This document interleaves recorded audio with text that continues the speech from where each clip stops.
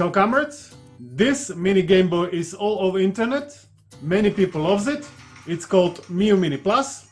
It can emulate everything up to PS1, with custom Onion OS, even some DS and Pico 8.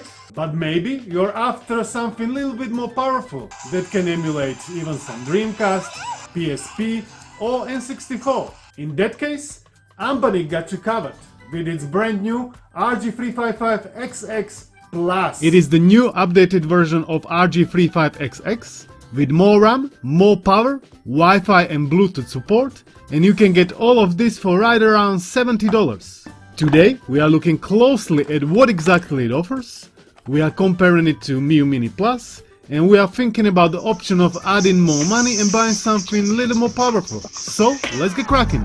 Straight off the bat, I want to say, if you are a person with larger hands, like myself, I personally find it very hard to play on something this small. You know, it's really cramped and I can't play it for longer than 15 minutes. Whereas with something like PSP Go, it's much more forgiving. The footprint is basically same, but it slides out, it's horizontal, and it feels great even for larger hands. And it is also similarly priced. I'm aware Anbernic also released horizontal version of 35XX. Not sure how the ergonomics are over there, I'll let you know once I can compare it. For now, let's compare 35XX Plus to Myioo Mini Plus. It is slightly taller, wider and thicker, but only ever so slightly as you can see, and as you may have guessed, I prefer it larger. Dpad on Myioo Mini feels a bit better, bit more refined. It has shorter and bit thicker arms, but again, difference is very subtle. The difference in shoulder buttons from the rear side is not so subtle, however. Anbernic shoulder buttons are larger and they can be activated effortlessly. On Myioo Mini they are very tiny and for my fingers it's very hard to press them. Anbernic has slightly changed their design from previous version. Now it's more refined. Check my previous comparison to find out more details. I can't really show it to you side by side cause I don't have it at hand. There is also start, select and menu from the front. Then there is volume, charging, headphone jack, 2 microSD slots, reset, power button, and from the top is HDMI output, so you can play even on a big screen. The screen is 3.5 inch 4x3 IPS LCD. Both screens look almost identical. They are good quality with nice colors. Battery is larger on Anbernic. You can see all the specifications right now on the screen. It has 1 GB of RAM and quad-core CPU clocked at 1.5 GHz. Basically it's way more powerful than Myioo Mini. I have it on stock firmware, like it was sent to me from good people over at Lit NXT. Huge thanks to them. All opinions are my own, of course. So, as I said, it is on stock firmware, and even here you got access to all of the emulators. You don't need to install custom OS. With Myioo Mini, you have to install it to get access to new emulators like DS and Pico 8. People are often afraid of installing a new operating system, so no need to do it in here. You can play whatever you want. Even Dreamcast games, straight out of box. Which I was very surprised by, cause you know, to emulate Dreamcast, it is no small task. Even Vita can barely do so. So to see it in here, with the quite acceptable performance, it is very impressive, I have to admit. Same like with Anbernic RG Arc, there is no joystick in here, so you wanna play games where you don't need it. I think it is possible to remap joystick functions to Dpad in RetroArch settings, but I couldn't figure it out, so I'm showcasing bunch of games that need no joystick. Crazy Taxi, House of the Dead, Ikaruga, Res, all were running great.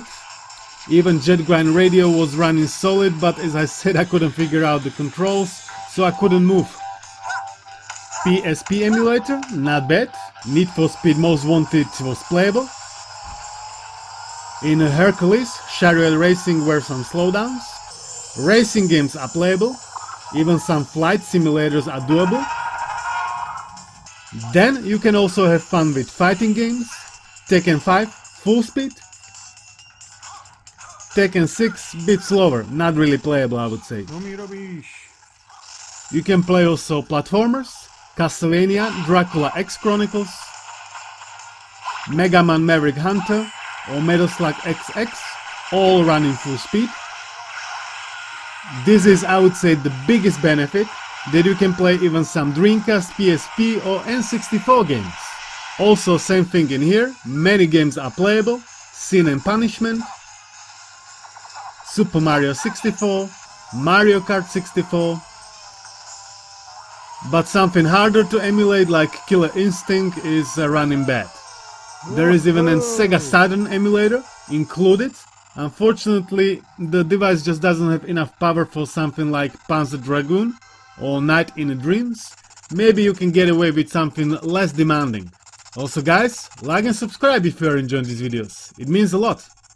Next, DS Emulation. This one was also very solid. All games I've tried, even with high resolution 3D graphics enabled, were running full speed. Mario Kart DS, New Super Mario Bros., Deblop 2. There is no touchscreen, so I wouldn't really play games that require a lot of touch input. When you enable the high def resolution, the games look just so much better. The difference is actually quite striking. Then we got here also ports category. Wolfenstein, Quake, Super 3D Noah's Ark. As I said, all these emulators and majority of games I'm showcasing came pre-installed on the SD card, but you can easily add your own games or remove the ones that you don't want. Pico 8 emulator was enjoyable. You don't need much power to run this one, but there are some hidden gems in here worth discovering. The overall performance of the device was satisfying. I mean, for that money it's not bad. Right now they're selling it on the website for $95, which is quite steep in my opinion. You can use my code to get 16% discount. I'm sure the price will go down. Usually on AliExpress you can get the best deals, accessible from all around the world, because I know many of you are watching from all kinds of countries, not just from Europe or USA. So now to the final conclusion. Is this device worth buying? As per usual, depends on what you want. If you want a mini horizontal Game Boy that can play some Dreamcast, PSP and N64 games, then it is worth it, of course. If you want something horizontal like myself, then perhaps it's not worth it. Overall package is solid, I would say, controls are fine, screen is nice, you can also install custom firmware, it can help to boost performance even more, plus you can gain some new apps and features, but you need PC to do this. There is also an option to add extra money and buy something more powerful. There is a lot of horizontal Game Boys nowadays with RK3566 chip for right around $90. They are a bit larger, but they also offer more power, thus more games and more emulators. So I would definitely consider even this option. There is Anbernic RG35XX, PowKiddy RGB20S and plethora of other with this chip. Check them out. Thanks to you for watching. Thanks to members and Patreons for support. Peace out.